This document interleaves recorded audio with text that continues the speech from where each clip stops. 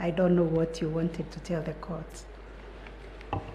Lady Chief Justice, members of the Supreme Court, I would like to take this opportunity by thanking you, because this is my first time to address the Supreme Court in this country, given the fact that I practice in other jurisdictions. Now, the ball of contention is, and I know, Your Honor, you have already addressed the issue, the ball of contention is, I'm a presidential candidate. I was in this room this morning. My counsels were refused to come in because we had already made a ruling apportioning the number of lawyers that were supposed to come in here, which is okay. But what I want to beg or to pray is that I pray to be given some opportunity, probably under your discretion, so that I can also be enjoined to speak through my counsel on case number 7, of which I was enjoined as an interested party. I've already submitted my responses, and in this room and in the absence of Raila Amolo Odinga and Honorable Ruto, I think I'm the most aggrieved person here, despite the fact that you have also other interested parties. You should also take cognizance that I've run for election in this country. I've traversed this country. I am very seriously injured, and I need to be given an opportunity under exceptional circumstances, if any.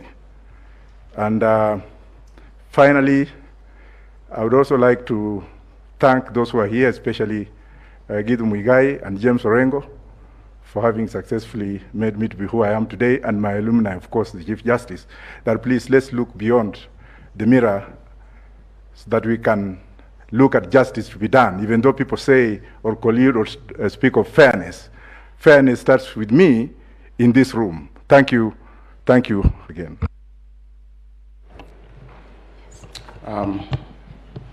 Thank you, Professor Wajackoya. We indeed recognize the fact that you are one of the presidential candidates in these last elections. We also are aware that you are an advocate.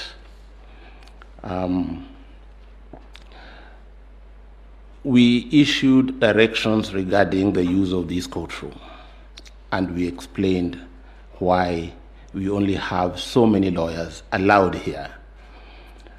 One is the space itself.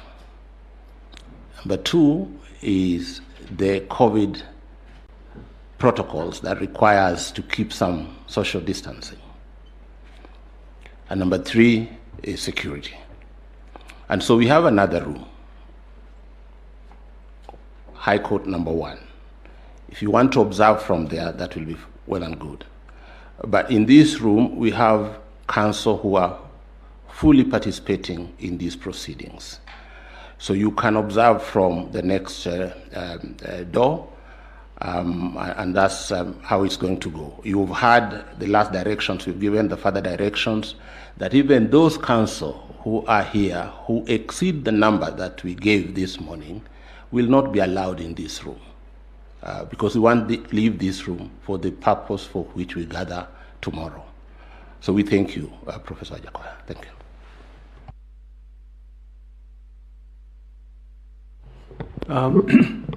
Thank you, Honorable President.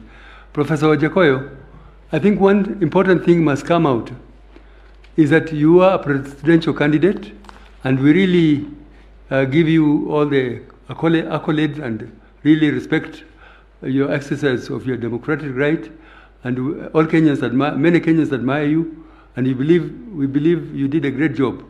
However, if you, under the law, under Article 140 of the Constitution, if you are aggrieved as a candidate, you have the first opportunity, you have a right under the law to file a petition challenging the validity. You did not do that, Professor Wajackoya. So you lost that opportunity. So with respect, you have to bear the consequences. Thank you. Thank you very much. It's only that I was trying to make a point that I've been named as an interested party. Otherwise, I would have filed, but thank you. Much obliged.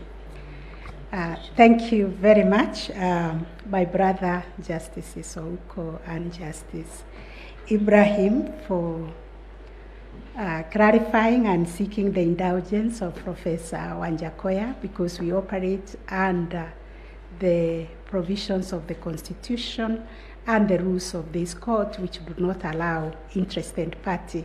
And indeed, if you could read the ruling we delivered this morning on an application made by your colleague, Honorable Mwaure, to be joined as an interested party, was declined. So with those, I will beg that the court will